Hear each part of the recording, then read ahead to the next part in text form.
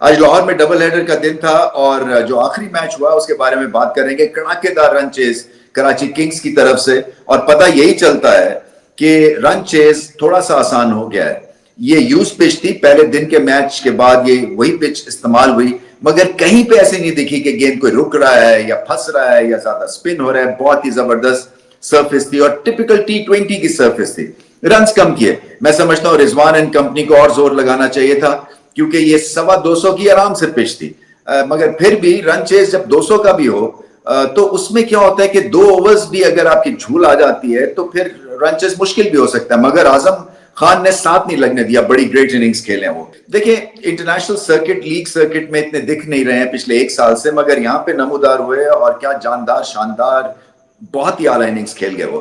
ایک وقت میں تو کوئی 7 بالوں میں 5 یا 6 انہوں نے چوکے چھکے لگا دیے تھے. تو وہ جو 4 نمبر پہ بیٹنگ کرنے کے ان کو کہا گیا کیونکہ ایک تو پروموشن ہوئی, انہوں نے پھر پیچھے مڑ کے نہیں دیکھا کیونکہ ان کے مطلب کی پچ تھی اور بولنگ جو تھی وہ اتنی بری نہیں بھی تھی, مگر پھر بھی اچھے خاصے بولرز کی انہوں نے بھرگت بنا دی.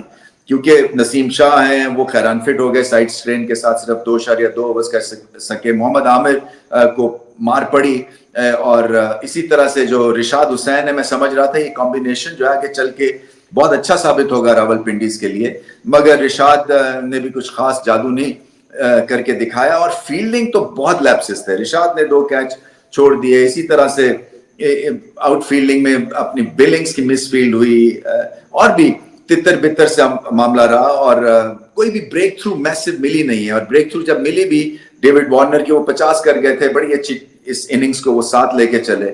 سو اعظم خان کی کیا خاص بات تھی اس اننگز کی؟ دیکھیں ایک تو بے خوفی تھی, بڑی ہٹس انہوں نے ٹائملی لگائیں اور امپرووائزیشن بھی تھی, بٹ سپن کو اچھا کھیلے, حالانکہ سپن پہ یہ پھنس جاتے ہیں.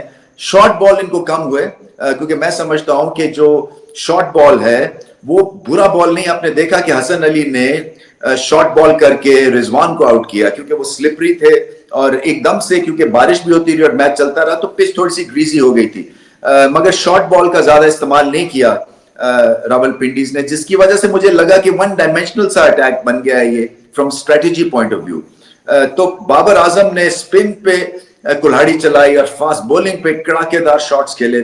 ایک جو اسٹریٹ ڈرائیو انہوں نے محمد عامر کو کھیلی وہ سب شاٹس میں سے بہترین تھی, اور کانفیڈنٹ دکھے. اور بات ساری یہ ہے کہ 4 نمبر پہ یہ اس ٹورنامنٹ کی سب سے بڑی اننگز وہ کھیل گئے ہیں, کیونکہ اس میں پیس تھی, اس میں کوالٹی تھی, اس میں ایک بے خوفی تھی, اس میں ایک ریلنٹلیس پریشر جو انہوں نے کریٹ کیا تھا اپوزیشن پہ وہ بھی دیکھنے کو ملا.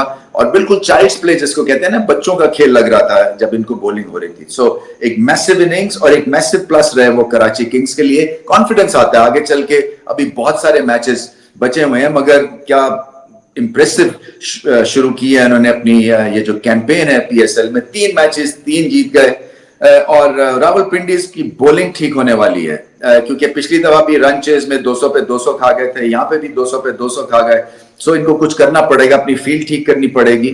ان کے پاس کوٹنی والش ہیں بولنگ کوچ, شاید ان کو اوور ورک کرنا پڑے یا اوور ٹائم لگانا پڑے, اس لیے کہ لگ رہا ہے کہ ہینڈز آن کی جاب ہے کوچز کی, بتانا پڑے گا, اس میں کلیئرٹی چاہیے ہوتی ہے. دیکھیں جب آپ سے رنز نہیں ہو رہے ہوں یا جب آپ بولنگ میں مار کھا رہے ہوں تو کیا ہے کہ کلیئرٹی چلی جاتی ہے, کانفیڈنس چلا جاتا ہے, کیونکہ آپ کی ہر بال جو ایسا لگتا ہے کہ بیٹسمین ریڈ کر رہا ہے, اور ایکیوریسی بھی نہیں ہے, اور غلط ٹائم پہ غلط ایکسپیریمنٹیشن ہے. تو یہ 3-4 چیزیں ہیں جس کے اوپر قابو پانا پڑے گا راولپنڈیز کو.